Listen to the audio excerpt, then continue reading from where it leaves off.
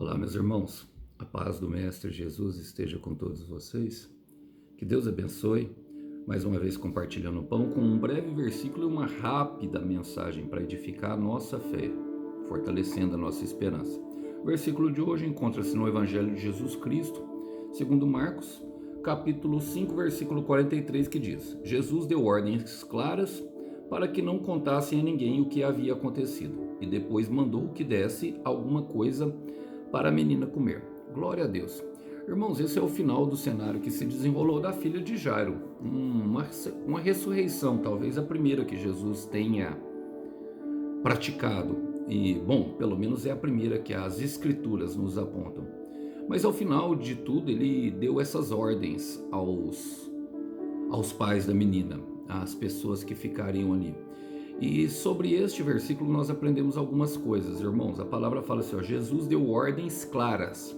E as ordens do Senhor, elas sempre vêm com clareza. Ele nunca deixará nós na dúvida daquilo que nós devemos fazer. Eu tenho plena convicção daquilo que eu vou falar, meu irmão. Eu tenho plena convicção daquilo que eu vou falar. As ordens dele eram específicas, justamente para aquela família.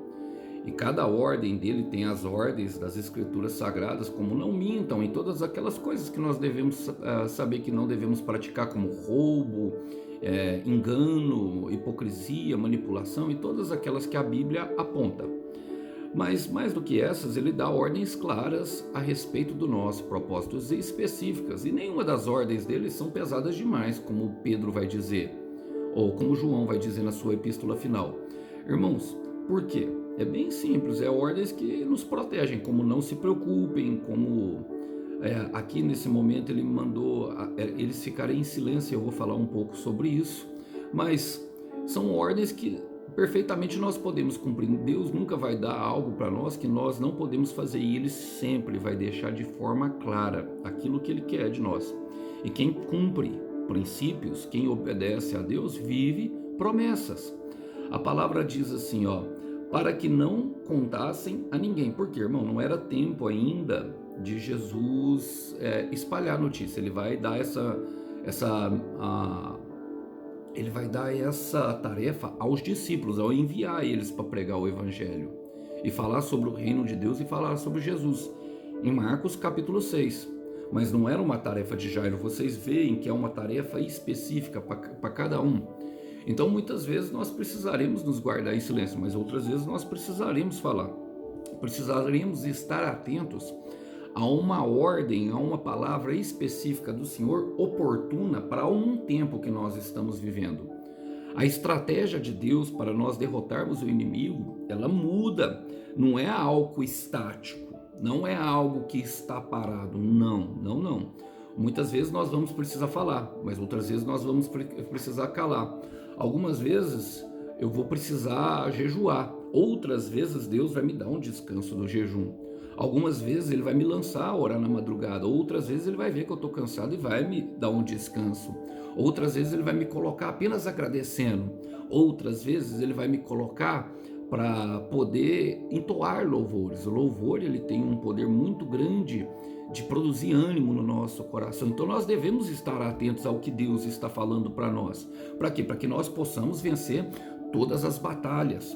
Estratégia de guerra, irmão, ela muda a todo momento. Por isso existem palavras que são permanentes, como a promessa, mas palavras que elas variam de acordo com a guerra que nós estamos enfrentando. Algum momento ele vai mandar virar para a direita, mas outra para a esquerda. E precisamos aprender sobre essas coisas se quisermos vencer. E ele fala também, e depois mandou que dessem alguma coisa para a menina comer. A menina é um milagre, irmão. A menina é a promessa. A menina representa aqui justamente aquilo que é a operação maravilhosa que o Senhor concedeu a Jairo. A preocupação de Jairo já não existia mais, mas agora ele tinha uma ordem clara de cuidado. Por quê? Tudo aquilo que nós não alimentamos, invariavelmente morre. Eu quero repetir, tudo aquilo que nós não alimentamos, invariavelmente morre. E tudo que nós alimentamos cria vida. Tem pessoas que estão alimentando justamente uma vida contrária a Deus, em vez de alimentar os seus milagres, alimentar as suas expectativas, alimentar a sua esperança.